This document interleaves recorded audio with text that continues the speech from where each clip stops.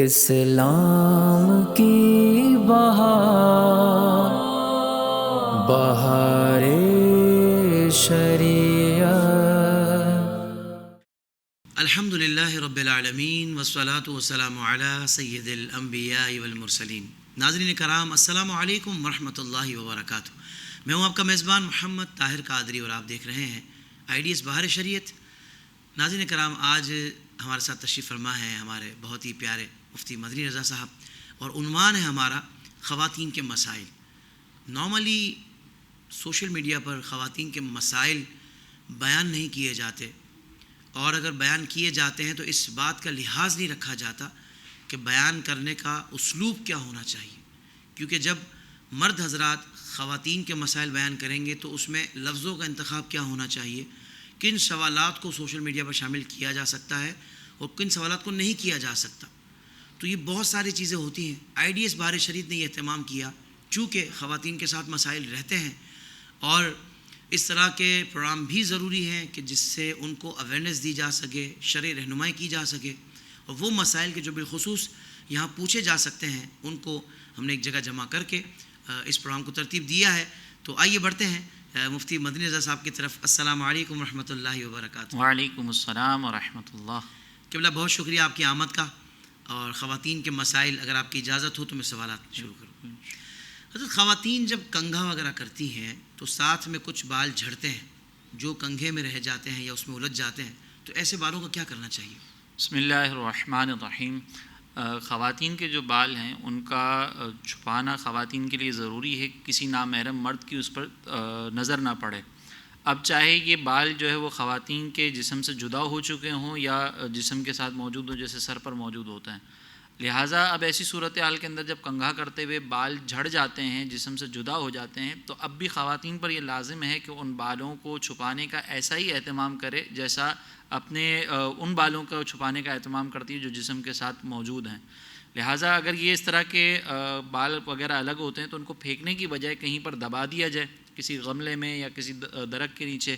قبرستان تک جانا ضروری نہیں ہے، یا پھر جو ہمارے یہاں پر مقدس اوراق کے جو ڈبے وغیرہ ہوتے ہیں، پھر بعد میں آگے ان مقدس اوراق کو دفنانے کا یہ سلسلہ کیا جاتا ہے، تو اس میں بہت اچھے طریقے سے لپیٹ کر چھپا کر پھر اس میں ڈال دیا جائے تاکہ پھر یہ اپنے مقام تک یہ پہنچ سکیں۔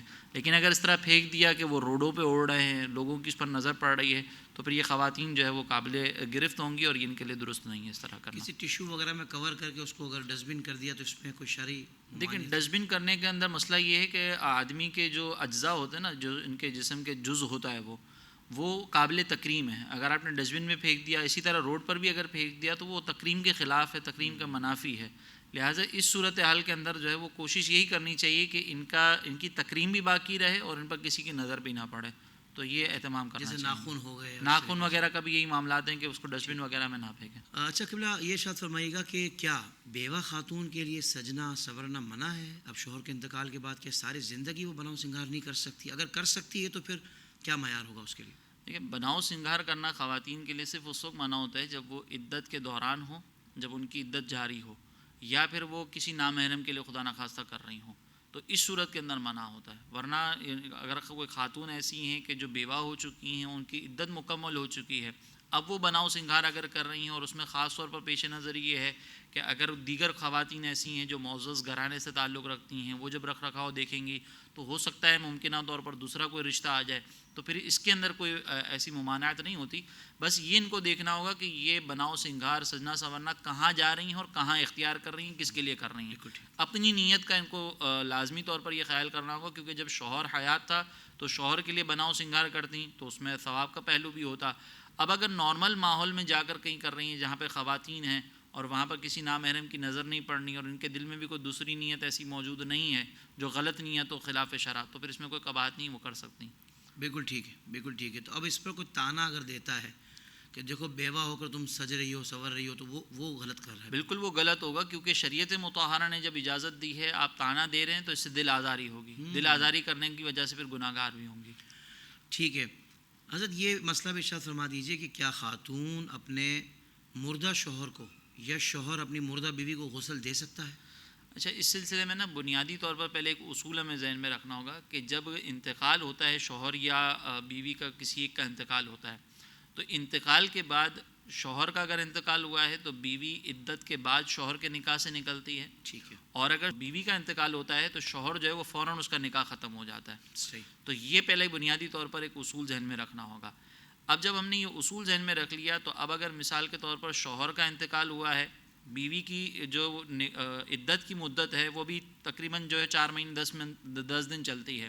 تو اس صورتحال کے اندر چونکہ ابھی عدت کے دوران بیوی اپنے شوہر کے نکاح میں ہے، لہٰذا وہ غسل دے سکتی ہے. ٹھیک ہے، لیکن اگر بیوی کا انتقال ہو گیا تو شوہر کا نکاح فوراً ٹوٹ جاتا ہے اس سے، تو اب یہ اس کے لیے بالکل اجنبیہ کی حیثیت سے ہو گئی. لہذا اب شوہر جو ہے وہ بلا حائل اس زوجہ کی جو سابقہ اس کی زوجہ ہیں اس کے جسم کو مس نہیں کر سکتا. صحیح. لہٰذا ایسی صورتحال کے اندر اب شوہر کو اجازت نہیں ہوگی کہ وہ اس کو غسل دے. حضرت فی زمانہ یہ بھی ایک مسئلہ ایسا ہے کہ جس میں لوگ پریشان رہتے ہیں کہ گھر میں جواں سال بیٹی موجود ہے اور والد حج بھی کرنا چاہتے ہیں جو کہ ان پہ فرض ہے، تو ایسی صورت میں جو مال جو رقم جمع ہے وہ بیٹی کی شادی اس سے کروائی جائے گی یا والد فرض حج کرے گا؟ دیکھیے بیٹی کی شادی جو ہے وہ ابھی فوری طور پر تو ظاہری بات ہے کہ ابھی رشتہ تلاش کرنا ہے، سارے معاملات ہیں، اور ایک طرف آپ کے اوپر حج کی فرضیت بھی ہے. دوسری بات یہ کہ شادی کے جو اخراجات ہیں وہ شریعت مطہرہ نے لازم نہیں کیے، وہ ہماری سوسائٹی کی وجہ سے بعض اوقات جو ہے وہ ہم اضافی اخراجات کر دیتے ہیں. تو شریعت کا حکم ایک طرف ہے کہ حج کی فرضیت ادا کرنی ہے، حج فرض ہے، اور دوسری طرف یہ سوسائٹی کے تقاضے ہیں. تو شریعت مطہرہ کے حکم کو فوقیت ہوگی، سوسائٹی کے تقاضوں کو پس پوش ڈالا جائے گا. صحیح. لہذا اگر حج فرض ہے تو پہلے اپنا فرض حج ہی ادا کرنا ہوگا اور اس کے بعد جو ہے وہ بیٹی کی شادی کو فوقیت دی جائے گی. ایسا نہیں کر سکتے کہ بیٹی کی شادی پہ مال خرچ کر دیا اور حج جو فرض تھا اس کو مؤخر کر دیا. اگر یہ مؤخر کرتے رہیں گے، بلا وجہ کرتے رہیں گے، تو اس میں گناہ گار بھی ہوں گے. حضرت کس عمر کی خاتون پر پردہ ساقط ہو جاتا ہے؟ سنا ہے کہ 60 سال کی عمر ہو جائے تو اس کے بعد پھر پردہ ساقط ہو جاتا نہیں، وہ حکم نہیں رہتا پھر. دیکھیے پردہ تو کسی بھی عمر کی خاتون پہ ساقط نہیں ہوتا. پردہ ساقط ہونے کا مطلب یہ ہے کہ جو شریعت مطہرہ نے اپنے جسم کو چھپانے کا حکم بیان کیا ہے وہ مکمل طور پر ساقط ہو جائے تو ایسا تو ہی نہیں ایسا سکتا. نہیں ہے. ٹھیک ہے نا، وہ تو کسی بھی عمر میں نہیں ہو سکتا. بالکل ٹھیک ہے. یہ جو کہا جاتا ہے کہ اب یہاں پر پردے کے اندر تخفیف آ گئی، اس سے مراد یہ ہے کہ اگر کوئی خاتون ایسی ہیں جو بہت زیادہ بوڑھی ہو چکی ہیں، ان کے چہرے پہ جھریاں آ چکی ہیں اور اب ان کے طرف سے کوئی فتنے کا اندیشہ نہیں ہے، صحیح. اگر ان کے چہرے پر نگاہ ڈالی جائے تو اب اس صورت کے اندر صرف ان کو چہرہ کھولنے کی اجازت مل جاتی ہے. ٹھیک ہے. کہ اب ایک عمر پہ پہنچ چکی ہیں اور اس میں بھی ان کے طرف سے کوئی فتنے کا اندیشہ نہیں ہے. اور یہاں پہ بھی ایک اور کنڈیشن ہمارے علماء نے مزید احتیاطی طور پر یہ بیان فرمائی کہ اگر وہ خاتون ایسی ہیں اگرچہ بوڑھی ہو چکی ہیں لیکن ان کے خاندان کے اندر یہ پسند نہیں کیا جاتا کہ وہ چہرہ کھولیں اس عمر میں بھی جا کر، تو بھی پھر ان کو اس میں احتیاط کرنی چاہیے کہ وہ اپنا چہرہ نہ کھولیں. تو پردہ کسی بھی عمر میں ساقط نہیں ہوتا، صرف چہرہ کھولنے کے سلسلے میں ایک تخفیف ہو جاتی ہے، وہ بھی اس وقت کہ جب فتنے کا اندیشہ ختم ہو جائے. اور اس میں بھی عمر زیادہ ہے مگر وہ جاذبیت ہے، چہرے میں اٹریکشن ہے یا پھر بناؤ سنگار اتنا ہوتا ہے تو پھر اس صورت میں بھی تخفیف نہیں ہوگی. اس میں بھی تخفیف نہیں ہوگی. فتنے کا اندیشہ نہ ہو تب تخفیف بالکل ہوگی، اگر فتنے کا اندیشہ ہے تو پھر تخفیف نہیں ہے اس کے اندر. بالکل صحیح ہے. حضرت یہ سوال بھی ذہن میں تھا کہ خواتین کو ناقص العقل کیوں کہا جاتا ہے؟ اسی بنیاد پر ان کی گواہی بھی عادی رکھی گئی ہے، تو اس میں کیا حکمت ہے؟ دیکھیں پہلی بات تو یہ ذہن میں رکھیے گا کہ ناقص العقل ہونے کا مطلب یہ ہرگز نہیں ہے کہ ان کو عقل معاذ اللہ کم دی گئی ہے اور مردوں کو زیادہ دی گئی ہے. صحیح. ناقص العقل ہونے کا مطلب عقل کا نقص اس وقت ہوتا ہے کہ جب عقل فیصلہ کرنے کے سلسلے میں کسی خارجی چیز کی بنیاد پر خطا کر دے. اسی لیے ہم عقل سلیم کی جب بات کرتے ہیں نا تو عقل سلیم کا مطلب یہ ہوتا ہے کہ وہ عقل کہ جو فیصلہ کرنے کے سلسلے میں کسی خارجی چیز کا دباؤ قبول نہ کرے، تو اس کو ہم کہتے ہیں کہ یہ عقل سلیم ہے. اگر اس کے مقابلے میں کوئی عقل ہے تو وہ ناقص عقل ہے. صحیح. اب یہاں پر جو ہم کہتے ہیں نا کہ خواتین ناقص العقل ہیں، یا سرکار علیہ الصلوۃ والسلام کی روایت ہے کہ عورت ناقص العقل ہے کیونکہ اس کی گواہی آدھی ہے مرد کے مقابلے میں، تو وجہ اس کی یہ ہے کہ یہاں پر عورت جب آپ دیکھیں کہ گواہی کا جو معاملہ ہوتا ہے، جو مرحلہ ہوتا ہے، کورٹ کے اندر باقاعدہ جانا ہے. اب ایک ایسی خاتون ہے جو کبھی گھر سے باہر نہ نکلی ہوں، مردوں کا اتنا اس نے سامنا نہ کیا ہو، اس طرح کے ماحول کے اندر وہ کبھی گئی نہ ہوں، اب ان کو گواہی دینی ہے اور کوئی شرعی معاملہ ہے جہاں پہ ان کی ضرورت موجود ہے، تو عمومی طور پر عورتیں جو ہے وہ اپنی طبعی کیفیت کے مطابق ان کو گھبراہٹ ان پر طاری ہوتی ہے، جس کے بعد وہ فیصلہ صحیح نہیں لے پاتی ہیں، پریشر قبول نہیں کر پاتی ہیں. تو ان کی عقل کے اندر وہاں پہ ایک کمی آ جاتی ہے کہ وہ صحیح سے فیصلہ نہیں کر پا رہی اور قبول نہیں کر پا رہی. اسی لیے اللہ تبارک و تعالیٰ نے ارشاد فرمایا کہ اگر 2 مرد نہ ہوں تو ایک مرد اور 2 عورتوں کو بطور گواہ کریں. اور اللہ تعالیٰ نے وجہ کیا بیان فرمائی کہ اگر ان میں سے کوئی ایک بھولے تو دوسری اس کو یاد دلا دے. اب یہ بھولے گی کس صورت کے اندر کہ جب یہ پریشر کے اندر آئی اور وہاں پر وہ بھول گئی معاملہ کہ کیا تھا، تو دوسری اس کو فوراً سپورٹ کے لیے آ جائے گی. تو یہاں پر ایک تو پہلی بات یہ ہوگی کہ ناقص العقل ہونے کا مطلب یہ ہے کہ عورت پر بعض اوقات خارجی چیزیں وہ غالب آ جاتی ہیں، اس کی عقل صحیح سے فیصلہ نہیں کر پاتی، لہٰذا اس کو اس اعتبار سے ناقص العقل کہا گیا. اور دوسری بات یہ کہ ہر معاملے کے اندر ایسا نہیں کہ عورت کی گواہی قابل قبول نہیں ہے. یہ جو خاص طور پر معاملہ ہے یہ مالی معاملات ہوتے ہیں، جو عمومی طور پر کاروبار کے معاملات ہیں، قرضے کے لین دین کے معاملات ہیں، جس کا اکثر تعلق جو وہ مردوں سے ہوتا ہے. ٹھیک ہے. اور کچھ معاملات ایسے ہوتے ہیں کہ جن کا تعلق خاص طور پر ہوتا ہی عورتوں کے ساتھ ہے. جیسے مثال کے طور پر رضاعت کا مسئلہ ہے. اب رضاعت کے معاملے میں کہ کسی بچے کو دودھ پلایا گیا ہے یا نہیں پلایا گیا، یہ معاملہ جو ہے وہ عورتیں ہی بیان کر سکتی ہیں. تو اس صورت کے اندر اگر ایک عورت بھی گواہی دیتی تو گواہی قابل قبول ہو جائے گی. تو در حقیقت شریعت مطہرہ نے یہ عورتوں کے ساتھ ایک شفقت کا معاملہ اختیار کیا ہے، اور ناقص العقل ان کو توہین کی بنیاد پر نہیں کہا گیا، بلکہ ناقص العقل ان کی کیفیت کے بارے میں ذکر کیا گیا ہے کہ بعض اوقات خارجی پریشر کی بنیاد پر اور وہ جو ہے اس کو قبول نہیں کر پاتی اس کے پریشر کو، اور ان کی عقل فیصلہ غلط کرتی ہے. اب بعض خواتین یہ کہتی ہیں کہ ہمارے ساتھ تو یہ معاملہ ہوتا ہی نہیں، ہم تو اتنی کانفیڈنٹ ہیں. تو بعض لوگوں کا لحاظ کر کے قوانین مرتب نہیں کیے جاتے، بلکہ جو اکثریت ہوتی ہے نا اس کو دیکھ کر پھر قوانین مرتب کیے جاتے ہیں. اور پھر وہ جو بعض ایکسیپشنل کیسز ہوتے ہیں نا ان کو پھر اس قانون کے تابع کیا جاتا ہے. ورنہ اگر آپ کہیں کہ بھئی یہاں کے اندر جو ہے وہ کچھ عورتوں کو ایکسیپشن ملنا چاہیے کیونکہ وہ تو بڑی کانفیڈنٹ ہوتی ہیں، تو اب یہ کچھ عورتوں کی بنیاد پر پورا قانون چینج نہیں ہوگا. اگر یہ قانون چینج کرنا ہے تو پھر سارے قوانین چینج کریں، کیونکہ ہر قانون کے اندر کہیں نہ کہیں آپ کو ایکسیپشنز مل جائیں گی. تو اسی لیے جو شریعت مطہرہ نے بیان کیا ہے اس کو ہمیں سامنے رکھنا ہوگا. اور خواتین کا ناقص العقل ہونا خدا نخواستہ ان کی کوئی توہین نہیں بیان کی جا رہی، بلکہ سرکار علیہ الصلوۃ والسلام نے اسی حدیث مبارکہ کے اندر یہ بیان کیا جس کا مفہوم یہ ہے کہ ہوتی ناقص العقل ہے لیکن اچھے عقل مند مردوں کی عقل کو لے جاتی ہے. تو اس کا مطلب یہ ہے کہ عورت کی عقل اگر ناقص بھی ہے نا تو اس کے اندر اتنی زبردست ایک قوت رکھی ہے، ایسی صلاحیت رکھی ہے کہ بڑے بڑے مرد جو ہے جو عقل رکھنے والے ہوتے ہیں وہ اس سے عاجز آ جاتے ہیں. سرکار علیہ الصلوۃ والسلام نے کمال صلاحیت کو ذکر کیا. تو ہمیں اس چیز کو ضرور غور کرنا چاہیے کہ پہلے تو عقل کے نقص سے مراد کیا ہے، پھر یہ کیوں ہوتا ہے، اور کس معاملے کے اندر عورت کی جو ہے وہ گواہی کو آدھا رکھا گیا اور کس معاملے کے اندر عورت کی گواہی کو مکمل رکھا گیا ہے. یہ ساری چیزیں جب معلوم ہوں گی تو انشاءاللہ پھر یہ جو اعتراض ہے یا اس سلسلے میں جو وسوسہ ہے وہ سب کا سب انشاءاللہ ختم ہو جائے گا. اور اس میں ایک پہلو یہ بھی نظر آتا ہے نا کہ مرد کو اگر یہ بات سمجھ آ جائے کہ جو حضور نے فرمایا ناقص العقل کے حوالے سے، اور آپ نے ڈیٹیل میں بتا دیا، تو یہ گھر کو بچانے کے لیے بھی بڑا معاون ہے. وہ یہ بات سمجھ جائے نا کہ یار میری زوجہ ان چیزوں میں خواہ اس سے بحث کر کے اپنا کیس خراب کر سکتا ہوں. بالکل ایسا ہی ہے. تو یہاں پر آپ دیکھیں کہ مردوں کے لیے جیسے آپ ذکر کر رہے ہیں کہ بعض معاملات کے اندر عورتیں جو ہے وہ چونکہ طبعی کیفیت ان پر غالب آ جاتی ہے، وہ صحیح فیصلہ نہیں کر پاتی، تو بعض اوقات جو ہے وہ کچھ معاملات کے اندر ضد بھی کریں گی، کچھ معاملات کے اندر ایسے مطالبات بھی کریں گی جو یقیناً شوہر پورے نہیں کر سکتا ہوگا. تو وہاں پہ پھر شوہر کو سمجھنا ہوگا کہ یہاں پر اب ان پر ایک کیفیت غالب ہے جس کی وجہ سے ان کی عقل ابھی صحیح فیصلہ نہیں کر پا رہی، کیونکہ کیفیت غالب ہے. وہ بری نہیں ہے، ان کے اوپر ایک کیفیت غالب ہے جو ان کی فطرت ہے. تو لہٰذا وہاں پہ بھی پھر ہمیں سمجھنا ہوگا. بالکل ٹھیک ہے. ایک خاتون کے لیے اپنے اور شوہر کے رشتہ داروں میں کون کون سے مرد محارم میں شامل ہوتے ہیں؟ دیکھیں اس سلسلے میں بنیادی طور پر ایک اصول یہ ذہن میں رکھ لیں کہ اپنے اور اپنے شوہر کے والدین جو ہیں یہ محرم میں شامل ہوتے ہیں. مثال کے طور پر اگر سسر ہے پھر وہ سسر کے والد صاحب ہیں، پھر اسی طریقے سے ساس صاحب ہیں، ساس صاحبہ کے والد صاحب ہیں، پھر اوپر تک جتنے ہیں وہ سب کے سب ان کے محارم میں شامل ہوں گے. اپنے جو رشتہ دار ہیں، اپنے جو والدین ہیں وہ تو ہوں گے. اسی طرح اپنی اور شوہر کی اولاد. اپنی اور شوہر کی اولاد سے مراد یہ ہے کہ مثال کے طور پر ایک عورت ہے جس نے کسی مرد سے نکاح کیا تھا اور وہ مرد جو ہے اس کا پہلے سے کوئی بیٹا موجود تھا. اب یہ جو بیٹا ہے یہ اس عورت کے لیے محرم ہوگا. ٹھیک ہے. اسی طرح پھر جو ہے وہ اپنی اولاد تو محارم میں شامل ہی ہوتی ہے.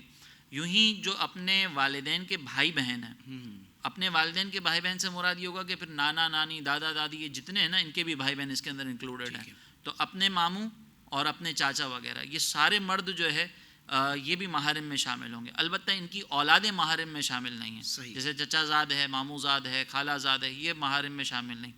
یوں ہی اگر مثال کے طور پر یہ جو بھائی بہن ہیں والدین کے، ان کے جو دیگر رشتہ دار ہیں، مثال کے طور پر خالہ ہیں، یہ والدہ کی بہن تو ہیں لیکن خالہ کے جو شوہر ہیں ان کا تعلق اس سے کچھ نہیں بنتا، تو وہ غیر محرم میں شامل ہوں گے. اسی طرح اگر ہم شوہر کی طرف آ جائیں تو شوہر کے رشتہ داروں کے اندر صرف اور صرف شوہر کے جو والدین ہیں وہ شامل ہوں گے اس کے اندر، اور شوہر کی اولاد ہیں. لیکن شوہر کے جو بھائی ہیں، شوہر کے جو چچا ہیں، وہ سب اس کے اندر انکلوڈیڈ نہیں ہوتے. صحیح. تو یہ اگر اصول بنیادی طور پر سامنے رکھ لیں گے تو انشاءاللہ پھر یہ معلوم ہو جائے گا کہ کون کون سے افراد جو ہے وہ محارم میں شامل ہوتے ہیں، کون کون سے محارم میں شامل نہیں ہوتے. بہت اچھا. اچھا حضرت، یہ سوال سوشل میڈیا پہ بھی ہوتا ہے اور پیچھے بھی ماضی میں بھی ہوتا رہتا ہوگا، لیکن اب سوشل میڈیا کا زمانہ ہے تو زیادہ چیزیں سامنے آتی ہیں کہ خواتین کو طلاق کا اختیار کیوں نہیں دیا گیا؟ اگر خاتون کسی مرد سے اپنی جان چھڑانا چاہے تو وہ کیوں مجبور رکھی گئی ہے؟ دیکھیں، پہلے تو اس سلسلے میں یہ سوال کہ خواتین کو یہ اختیار کیوں نہیں دیا گیا، تو اس کے مقابلے میں ایک اور کویشچن یہ ہے کہ نکاح کے سلسلے میں جتنی بھی مالی ذمہ داریاں ہیں وہ مرد پر کیوں رکھی گئی ہیں؟ مہر مرد ہی کیوں دے رہا ہے، عورت کیوں نہیں دیتی؟ نان نفقہ مرد کیوں دیتا ہے، عورت کیوں نہیں دیتی؟ صحیح. مرد کے لیے حکم یہ ہے کہ اس کے مال میں سے اس کے بیوی بچوں کے اخراجات شامل ہوں گے، لیکن اگر عورت بالفرض کماتی ہے تو عورت پر یہ لازم نہیں ہے کہ اپنے شوہر پر خرچ کرے. کیوں؟ تو اگر یہی سوال کرنا ہے کہ کیوں، تو پھر یہ کیوں کا سوال جو ہے وہ شریعت مطہرہ کے اس حکم پہ بھی ہونا چاہیے کہ شوہر تو اپنا مال جو ہے وہ بیوی بچوں پر خرچ کرنے کا پابند ہے، لیکن عورتیں پابند نہیں ہوتی اپنے شوہر پر خرچ کرنے کی.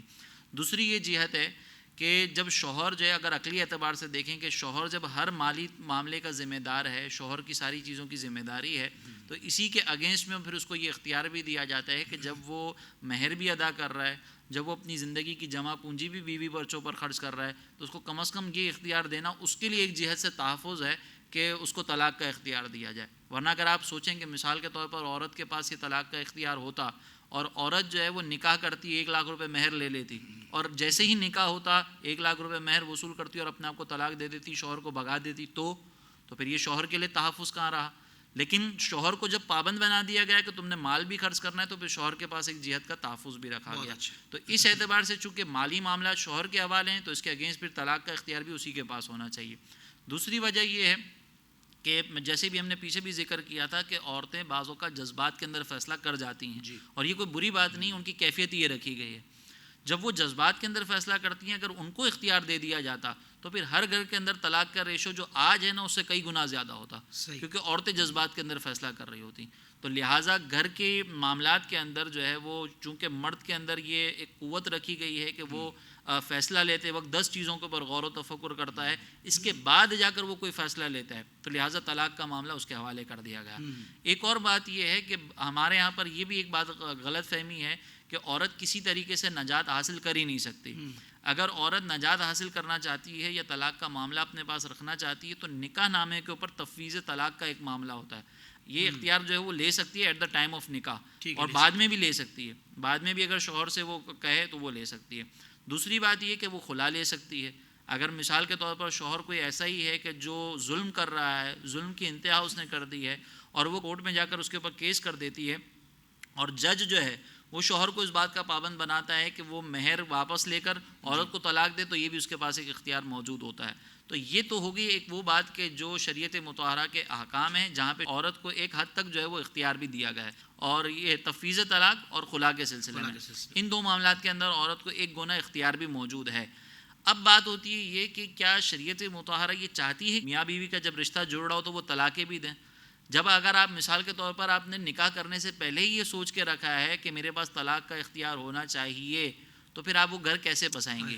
شریعت مطہرہ تو یہ چاہتی ہی نہیں ہے کہ مرد طلاق دے یا عورت طلاق دے. شریعت مطہرہ نے تو صرف ایک ان تمام حکمتوں کو پیش نظر رکھتے ہوئے شوہر کو اختیار دے دیا ہے، لیکن شوہر کو بھی یہ نہیں کہا کہ تم نے طلاق دینی ہے، شوہر کو بھی یہ کہا ہے کہ تمہیں حتی الامکان اچھا سلوک اختیار کرنا ہے. سرکار علیہ الصلوۃ والسلام نے شوہر کو ترغیبیں دی ہیں، جائز چیزوں میں سب سے زیادہ ناپسندیدہ چیز طلاق ہے. تو شریعت مطہرہ نے اگرچہ کسی ایک کو اختیار دیا ہے لیکن شریعت نے حکم نہیں دیا کہ طلاق دینی ہے، بلکہ شریعت مطہرہ نے تو معاملات کو نبھانے کا حکم دیا ہے. تو جب آپ کی سوچ ہی معاملات کو نبھانے کی ہے تو آپ کے ذہن میں یہ سوال ہی نہیں پیدا ہونا چاہیے کہ طلاق کا اختیار میرے پاس کیوں نہیں ہے، اس کے پاس کیوں ہے. اگر آپ کا ذہن ان چیزوں کو نبھانے کا ہے تو پھر طلاق کا اختیار کس کے پاس ہے کس کے پاس نہیں، اس سے کوئی فرق نہیں پڑتا. ٹھیک ہے. سوشل میڈیا پر حضرت کچھ ایسی ویڈیوز بھی وائرل ہوئی ہیں جس میں دیکھا گیا کہ خاتون جو ہے نا وہ قربانی کا جانور ذبح کر رہی ہیں، تو کیا خاتون قربانی کا جانور ذبح کر سکتی ہیں؟ دیکھیے، جانور کی حلت کے لیے یہ ضروری نہیں ہے کہ اس کو مرد ہی ذبح کرے. ٹھیک ہے. جو شرائط ہیں اس کے اندر اگر کوئی سمجھدار بچہ بھی ہے، مثال کے طور پر عاقل ہے، سمجھدار ہے اور وہ بچہ بھی ہے تو وہ ذبح کر سکتا ہے. اور خاتون بھی اگر مثال کے طور پر وہ دیگر تمام شرائط پر پوری اترتی ہیں اور وہ اختیار رکھتی ہیں کہ وہ جنا کسی جانور کو اس طرح سے ذبح کر سکیں. جیسے مثال کے طور پر کوئی چھوٹی بکری ہو گئی یا کوئی بکرا وغیرہ ہو گیا تو وہ ذبح کر سکتی ہیں. البتہ ہمارے یہاں پر جس طریقے سے یہ ویڈیوز وائرل ہوتی ہیں تو اس میں آپ یہ دیکھیں گے کہ ایک خاتون جو ہے وہ درمیان میں موجود ہوتی ہے اور چاروں طرف جو ہے وہ دوسرے قصاب مرد حضرات موجود ہوتے ہیں. تو اس طرح شریعت مطہرہ نے اجازت نہیں دی خاتون کو کہ وہ مردوں کے بیچ میں جا کر اپنی طاقت کا مظاہرہ کرے اور اس طرح بے پردگی کا اظہار کرے, پھر باقاعدہ ویڈیو بنے اور پھر اس کو وائرل کیا جائے. تو اگرچہ وہ جانور حلال ہوگا اگر وہ دیگر تمام شرائط پوری ہو رہی ہوں تو, لیکن خاتون اگر مثال کے طور پر کوئی جانور ذبح کرنا بھی چاہ رہی ہیں تو اب اس کا مطلب یہ نہیں ہے کہ وہ اپنی طاقت کے مظاہرے کے لیے مردوں کے درمیان چلی جائیں, بے باک ہو جائیں. اس سے اجتناب کرنا ہوگا. اس کی وجہ سے وہ گناہگار ضرور ہوں گی اگر بے پردہ جا رہی ہیں تو, لیکن ان کا جانور جو ہے وہ بالکل حلال ہو جائے گا. حضرت یہ بھی ارشاد فرما دیں کہ کیا خواتین کے لیے ہر سفر میں محرم یا شوہر ساتھ ہونا ضروری ہے؟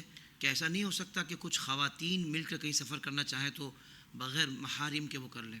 دیکھیں شریعت مطہرہ نے یا نبی کریم علیہ الصلوۃ والسلام کے اگر ہم فرامین کا خلاصہ دیکھیں تو وہ یہی ہے کہ سرکار علیہ السلام نے فرمایا کہ جو عورت اللہ اور اس کے رسول پر ایمان رکھتی ہے تو اسے اس بات کی اجازت نہیں کہ وہ 3 دن سے زیادہ کا سفر جو ہے وہ بغیر محرم کے کرے. یہ مفہوم روایتوں کا. اب مثال کے طور پر اگر کوئی خاتون ہے وہ کوئی سفر کرنا چاہتی ہیں اور وہ سفر تقریباً 92 کلومیٹر دور کا سفر ہے جو کہ شرعی سفر کہلاتا ہے, تو پھر ان کو اجازت ہی نہیں ہے کہ وہ بغیر محرم کے سفر کریں. اور اگر 92 کلومیٹر سے کم ہے, مثال کے طور پر 30 کلومیٹر ہے یا 40 کلومیٹر ہے, تو اس صورت کے اندر بھی علماء نے فرمایا کہ بہتر یہ ہے کہ راستہ بطور خاص اگر فتنے والا ہو تو عورت پھر محرم کے ساتھ ہی سفر کرے گی. اگر فتنے والا ہو تو, اور اگر نہ بھی ہو تب بھی وہ محرم کے ساتھ ہی جائے. اگر اس سے کم ہے, جیسے مثال کے طور پر شہر کے یہ معاملات ہیں, تو شہر کے اندر اگر وہ سفر کرنا چاہ رہی ہیں, ایک علاقے سے دوسرے علاقے میں جانا چاہ رہی ہیں اور راستہ پرامن ہے, تو پھر وہ اکیلی بھی سفر کر سکتی ہیں اور کسی امینہ عورتیں جو ساتھ ہوں, امینہ عورتوں سے مراد یہ کہ وہ نیک پرہیزگار ہوں یا کم از کم ان کی وجہ سے کوئی فتنے کا اندیشہ نہ ہو, ان کے ساتھ اگر کچھ خواتین مل کر سفر کر رہی ہیں تو اس کی اجازت ہے. لیکن تمام چیزوں کے اندر یہ شرط ہے کہ اگر عورت اپنے گھر سے باہر نکل رہی ہے تو شوہر یا اپنے دیگر محارم کی اجازت سے باہر نکلے, راستہ پرامن ہو اور رات کے وقت بہت زیادہ باہر نہ ہو, بے پردگی نہ ہو. یہ ساری چیزوں کا لحاظ الگ طور پر اس کو کرنا ہوگا. تو محرم کی ضرورت جو ہے وہ شرعی سفر کے لیے ہے. اس شرعی سفر سے کم اگر ہے, راستہ پرامن ہے, تو پھر وہ بغیر محرم کے جا سکتی ہے. لیکن اگر مثال کے طور پر بہت زیادہ سفر ہے تو پھر محرم کا جو ہے نا وہ اس کو لحاظ کرنا چاہیے, محرم کے ساتھ ہی جانا چاہیے. بالکل ٹھیک ہے. اچھا, شوہر بھی کہیں جانے کے لیے بیگم سے اجازت دے تو مسئلہ تو نہیں ہوتا اس میں؟ شوہر اگر اجازت لے بالکل لے سکتا ہے. اور اگر اس میں ایک اچھی بات یہ ہے کہ اگر شوہر اس طرح ہی ہے فرما بردار کہ وہ کسی اپنی زوجہ کے منع کرنے پر رک جائے تو پھر ایسے شوہر سے جو ہے وہ ہمیں کچھ سیکھنا بھی چاہیے. سبحان اللہ, سبحان اللہ, کیا بات ہے. کبھی کبھی اس طرح بھی سوال بھی کر لینا چاہیے نا, تھوڑا سا ایک لائٹر موڈ میں. تو میں نے مفتی صاحب سے کر لیا. اچھا حضرت, یہ گھر میں کسی غیر مسلم خاتون کو صفائی وغیرہ کے لیے رکھ سکتے ہیں؟ کیونکہ ہم نے دیکھا ہے کہ پاکستان میں تو ایسا کم ہوتا ہے حضرت, لیکن دیگر ممالک میں کہ جہاں ظاہر بات ہے غیر مسلمس کی تعداد زیادہ ہوتی ہے تو وہاں پھر کام والی اس طرح رکھی جاتی ہیں کہ جو مسلم نہیں ہوتی, تو کیا اس کی اجازت ہے؟ دیکھیں, صرف صفائی کے لیے رکھنا اور اس سے کچھ کام وغیرہ لینا, یہ اجارہ کرنا, اس میں تو شرعی طور پر کوئی قباحت نہیں ہے. یہ تو کر سکتے ہیں, لیکن چند چیزوں کا خیال کرنا ضروری ہوگا. اگر کوئی غیر مسلم خاتون آ رہی ہیں نا تو عورتوں کو بھی اس سے پردہ کرنا ہوگا, کیونکہ خواتین کو پردے کا جو حکم دیا جاتا ہے وہ مردوں کے ساتھ ساتھ کسی کافرہ عورت سے بھی پردے کا حکم ہوتا ہے. اور وہ ایسے ہی پردے کا حکم ہوتا ہے جیسے نامحرم سے. وجہ اس کی یہ ہے کہ اگر ایک غیر مسلم خاتون ہے وہ کسی عورت کو دیکھے گی تو جا کر اس کے بارے میں بہت حد تک گمان ہے کہ وہ محاسن جو ہے وہ عورت کے دوسروں کو ذکر کرے گی. تو عورتوں کو, مسلمان عورتوں کو پھر اس بات کا حکم ہے کہ وہ اس طرح کی کافرہ عورت سے اپنے محاسن کو چھپائے, اس سے جو ہے وہ فتنے کا اندیشہ تاکہ نہ ہو. تو عورتیں بھی پھر اس سے پردہ کریں. دوسری بات یہ کہ جب آپ نے ان کو اپنے پاس رکھا ہے تو ان کے لیے اپنے دل میں وہ والی محبت نہیں آنی چاہیے جو ایک مسلمان کے لیے آتی ہے. اگر آپ کے دل میں ان کے لیے ایک محبت آنا شروع ہو گئی, ان کے دل میں رحم دلی اس اعتبار سے پیدا ہوئی کہ آپ نے ان کے عقیدے کی برائی کو بالکل نظر انداز کر دیا, تو یہ آپ کے لیے تباہ کن ہے. میں یہاں پہ یہ بات ذہن میں رکھیے گا کہ ہم یہ نہیں کہہ رہے کہ آپ نے ان کے ساتھ مدد نہیں کرنی, ان کے ساتھ آپ نے کوئی مالی تعاون نہیں کرنا. اگر وہ نیڈی ہیں تو اخلاق بھی آپ نے اچھے رکھنے, سب کچھ کرنا ہے, لیکن ایسا تعلق نہیں کرنا کہ جو بالکل دوستی والا, محبت والا ہو. جیسے بالکل بے تکلفی کے ساتھ آپ ان کے ساتھ بیٹھ رہی ہیں, باتیں کر رہی ہیں, یہ ساری چیزیں نہیں کرنا ہے. آپ نے ان کا خیال کرنا ہے جو اخلاقی دائرے میں رہ کر ہو، انسانیت کے دائرے میں رہ کر ہو، وہ آپ نے کرنا ہے. ان کو جہاں پہ ضرورت ہے آپ ان کو جو ہے وہ اپنے اضافی جو رقم ہے آپ اس کو وہ دے سکتی ہیں، لیکن دل میں ان کی محبت نہیں بیٹھنی چاہیے کہ آپ نے ان کے عقیدے کی برائی کو بالکل نظر انداز کر دیا، یہ نہ ہو.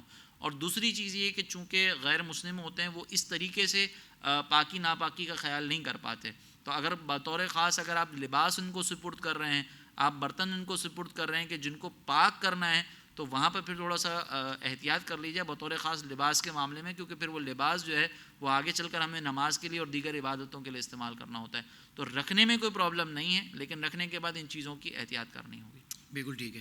حضرت یہ ارشاد فرمائے کہ اگر بیٹی کا انتقال ہو جائے تو کیا اب ساس کو داماد سے پردہ کرنا لازم ہوگا؟ نہیں، اس صورت کے اندر جو ہے وہ پردہ لازم نہیں ہوگا، کیونکہ ساس کے ساتھ جو حرمت کا رشتہ ہوتا ہے وہ مصاہرت کا رشتہ ہوتا ہے، حرمت مصاہرت ثابت ہو جاتی ہے، اور یہ حرمت مصاہرت پھر ابدی طور پہ رہتی ہے. لہٰذا اگر بیٹی کا بھی انتقال ہوا تو ساس پھر جو وہ ہمیشہ کے لیے محرم رہے گی.